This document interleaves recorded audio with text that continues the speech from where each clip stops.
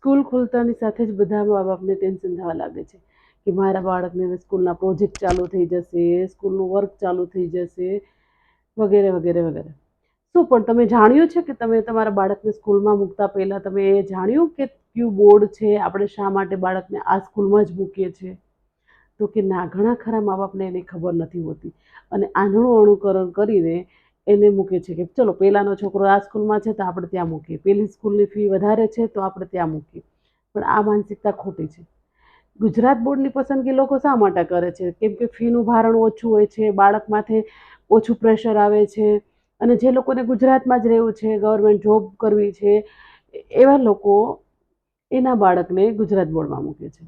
CBSE તો કે જેને નીટ, જી વગેરે જેવી સેન્ટ્રલ લેવલની એક્ઝામો આપી છે, એવા બાળકોને સીબીએસઈ સ્કૂલમાં મૂકવામાં આવે છે, જે એન્જિનિયરિંગ છે, ડૉક્ટર ફિલ્ડ છે, વગેરે વગેરે.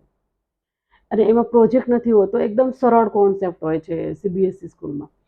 અને રહી વાત ઇન્ટરનેશનલ સ્કૂલ, તો કે રિયલમાં ઇન્ટરનેશનલ સ્કૂલ ગુજરાતમાં માત્ર 11 સ્કૂલો જ છે. પરંતુ હાલ ઘણી સ્કૂલો એવી છે જેની પાછળ નામની પાછળ ઇન્ટરનેશનલ લગાવીને ઇન્ટરનેશનલ બોલે છે, પણ રિયલમાં એ ઇન્ટરનેશનલ નથી. ઇન્ટરનેશનલ સ્કૂલ એટલે એવા લોકો પસંદ કરે છે જેના મા બાપ અથવા જે ભવિષ્યમાં ફોરેન જવાના છે અથવા પોતાના છોકરાને ફોરેન ભણવાનું છે, આ તે એવા લોકો ઇન્ટરનેશનલ સ્કૂલમાં મૂકે છે. વાત આઈસીએસસી બોર્ડ, તો કે એ એક ઇન્ડિયન બોર્ડ જ છે, ઇન્ટરનેશનલ બોર્ડ નથી. એ બોર્ડમાં જે લોકો ક્રિએટિવિટી ધરાવતા હોય છે, આર્ટ હોય છે, જર્નાલિસ્ટ કરતા હોય છે, એ લોકો માટે બેસ્ટ છે. અને એમાં પ્રોજેક્ટ બેઝ છે આ સ્કૂલ, એટલે એમાં પ્રોજેક્ટ હોય છે. એટલે ઘણા ખરા બાળકો જે આઈસીએસસી બોર્ડમાં હોય છે ને, એ લોકોને પ્રોજેક્ટ બહુ આવે છે. એટલે આપને એવું લાગે કે આ સ્કૂલમાં બહુ પ્રોજેક્ટ આપે છે, પેલી સ્કૂલમાં પ્રોજેક્ટ નથી આપતા. પરંતુ એ અલગ અલગ બાળકોના ટેલેન્ટ ઉપરની બોર્ડ છે. તમે વિચારીને એ રીતના બોર્ડ એમાં સ્કૂલમાં બાળકને મૂકો તો તમને પણ ભારણ નહીં થાય અને બાળકને પણ ભાર નહીં લાગે.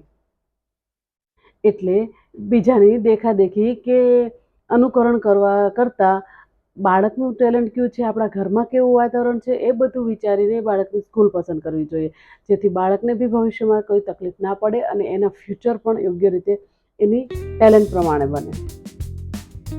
સાચું કહ્યું ને?